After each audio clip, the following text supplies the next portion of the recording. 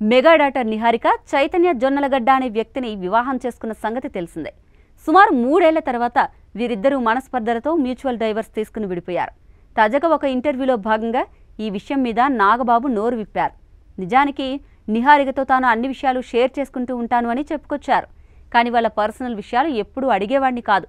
నిజానికి వాళ్ళు నిర్మాతలుగా లేదా హీరోలుగా అక్కడ సక్సెస్ కొడుతున్నారా లేదా అనేది నేను చూడను. వాళ్ళు ఎంత హ్యాపీగా ఉన్నారు అనేది నాకు ముఖ్యం. వరుణ్ తేజ్ వచ్చి లావణ్య త్రిపాఠిని ప్రేమిస్తున్నాను, పెళ్లి చేసుకుంటాను అని అడిగితే ఆమెతో హ్యాపీగా ఉండగలను అనుకుంటున్నావా? ఫ్యూచర్లో ఏమైనా ఇబ్బందులు వస్తే ఏం చేస్తావు అని అడిగాను.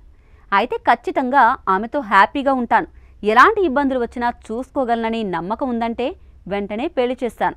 వాళ్ళిద్దరూ చాలా ఆనందంగా ఉన్నారు. కాకపోతే నిహారిక విషయంలో మాత్రం పూర్తిగా భిన్నంగా జరిగింది.